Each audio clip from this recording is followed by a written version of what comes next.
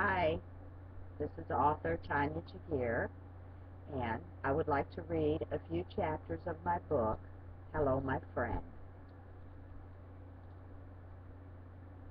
It's an awesome story about Angel's torment from being bullied by her friends. It's about a crime that never gets much attention, that nobody likes to talk about. All the hateful things that go on to our little ones that we're not even aware of, because a lot of the children don't talk about it. They don't tell their families, their friends, the schools. But here in my book, Hello, My Friend, Angel makes a new friend that she can talk to about all of her problems and everything that's going on in her world.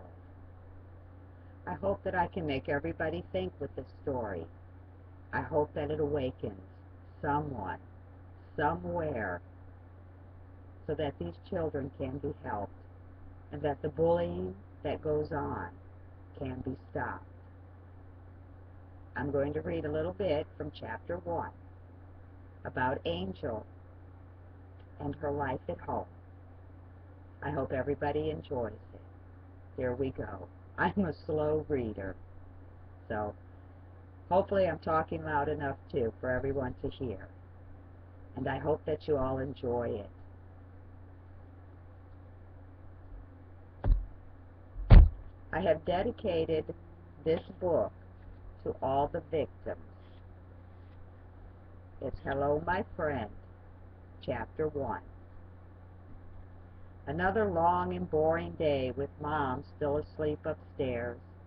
Since she has taken this new job, it seems to make her sleep a lot more. And now that Dad has left, Mom just doesn't seem to be herself anymore.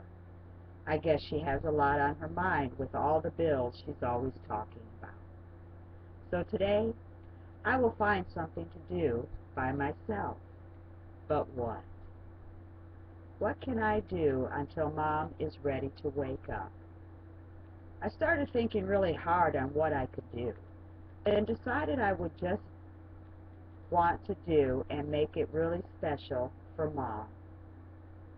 I will clean up the kitchen and wash the dishes, even dry them and put them away. This will do the trick. I just know it. So I got to cleaning and washing the dishes and drying them. I even put them away in their right spot, not just anywhere. Mom is going to love this. Angel smiles to herself. And when I am finished, I will be sure to go outside and pick some flowers too. When Mom comes into the kitchen to make her coffee, she'll see the flowers and how clean it is, and that will make her smile again. With all the problems that went on at school last year, didn't help things out either. The kids were picking on me and making me cry a lot. It caused so much stress, and I tried hard not to bug Mom and Dad about it, because they were always yelling and arguing with each other. I didn't want to get in the way. I just wanted someone to know, so that they could make it stop, make it all go away, but that didn't happen. Dad was always mad at me because I cried a lot, and Mom was mad at Dad because Dad was mad at me. So I wasn't too happy with myself at all. Mom would go up to the school too, but nothing ever happened. The kids would stop for a while, but then it would start all over again. The pushing, the shoving, calling me names, and telling me how stupid I was for my age. Then they would shout out to me, Why don't you grow up, little girl? Why are your eyes so cross-sided, little girl?" Then they would laugh at me, and I would just sit there and get real quiet, hoping the silence would hide me from them. But it didn't. So then I stopped telling people at school about how I felt, on account of when I did tell somebody was like, "Oh, Angel, come on. They're just kidding. I shared my feelings with just Dad and Mom. Dad wanted me to stand up on my own 2 feet. He would say to me, "Tell them back. Make them afraid of you, Angel." I just couldn't.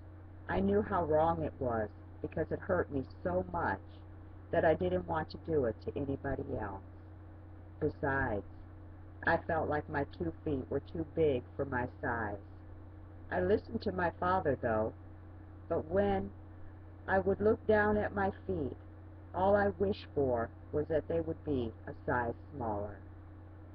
Mom told me that I was like a little puppy, and that I had not grown into them yet, and puppies were so cute and cuddly. I guess I was Mom's little puppy. Mom also told Dad not to teach me all those mean things, that she wanted me to be smart, not mean like everybody else, and that would start the yelling and arguing between them. Me, well, I would just run upstairs to my bedroom and shut the door, hoping that I wouldn't hear them. I'd lay on my bed and look up at the pretty colors of my room. I loved my bedroom. It was my sanctuary. Then Dad left. I think it was because of me. I've never asked Mom about it, though. Maybe one day I will, when she feels much better about things again. And when I can learn to stand on my own 2 feet, I will ask her then. But right now I don't know if I can stand on my own 2 feet. It seems so hard for me. Just when I think I'm about to do it, some kind of fear overwhelms me. Mom always tells me how pretty I am, though, and how beautiful my feet are. I love her for this. I just look in the mirror and wonder. But not today. Mom will be so surprised by all of this, and then she'll enjoy her coffee again in the mornings. As for me, I am going to enjoy my summer without anyone punching me in my arm, the running away laughing and calling me names and taking my things. I'm going to sleep in and enjoy the sunshine and try to become a new angel. I never heard Mom's alarm go off, so I guess she got to sleep in today. She told me yesterday, "No work tomorrow, honey, just sleep." And that's what she did, sleep. I only heard her when she started down the stairs and said, "Morning, Angel." So I hurried as fast as I could to finish everything up, and I put the flowers right in the middle of the kitchen table. That way Mom could see them when she sat down to drink her coffee. I was so excited about it, too. I wanted this day to make up for all my bad days. "Morning, Mom. Glad to see you got to sleep in." Mom looked at me with a smile. "Thanks, honey," she replied as she made her coffee. I watched and thought to myself, what a cool mom I have. Then Mom went over to the icebox to get her creamer out, and she saw the flowers on the table. She was so surprised. The look on her face was priceless. "Angel," Mom cried, "did you do that for me?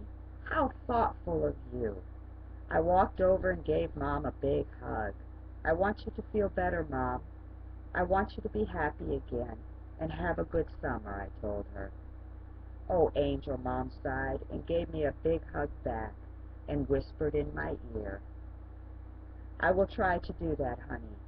I promise." Mom enjoyed her coffee, and we talked for a while about her new job and how much she liked it, that the people there seemed to be real nice. Mom had gotten a job after Dad had left, doing office work, which I thought sounded really cool as she talked with me about it. I didn't understand everything she was saying, but we were talking again, and that was a good thing. Mom did say that she needed more money, though, to help pay the bills, but hoped that she would show her boss what a good worker she was, and maybe a good raise. I told Mom that she would do a good job and not to worry, just like she always told me when I got worried about things.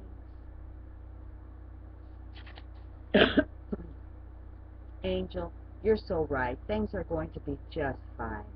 I need to stop worrying. We lived in a nice three-bedroom house, I thought, and we didn't have a lot of things sitting around like other people did. We didn't have two couches and a bunch of chairs with tables all around. We just had the things that we needed. Dad had also put up some pictures of us on the walls, too, for Mom when we first moved in. They were of me when I was a little baby, and Dad and Mom were holding me. Pictures of some trips, too. We always seemed to be having fun together, and in the pictures Dad and Mom were smiling. After Dad had hung up the pictures, he would whisper to me so Mom couldn't hear him. Watch this, Angel. Your mom is going to say that the pictures are not straight when I ask her how they look. Honey, how do you like the pictures? Mom would look and study them for a while, then told Dad that one of them was crooked. Dad and me just busted up laughing, and Mom didn't know why at first, but then she got it and started laughing herself. Good times they were. We live on a small block, too, with just a few kids, but I don't go outside much and play with them. They are way too mean for me. Even when Mom told me I should try and make friends with them, she doesn't know how mean they can be like I do, so I would just tell her, okay, and go on my way. I was glad when we first moved here, but not now. Now, all I wish is that we could leave, but that isn't going to happen anytime soon. Chapter 1 of Angel and Her World with Her Mother and Father. Hello, my friend.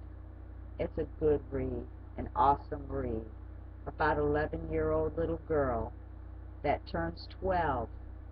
And remember, she makes her own imaginary friend that she can talk to. It's available on Amazon, Barnes & Nobles. It's also at Borders. It's also at all the online stores. Go ahead, get a copy. It will make you think. It will also make you think about your own children. Everybody, peace and love. Bye. For now, Tania Reading. I love all of you. Have a wonderful life and enjoy the book. It's a good read. Also, get it for your teenagers. Let them know that bullying is a crime. It's not something that you can do, and it's not cool. Peace.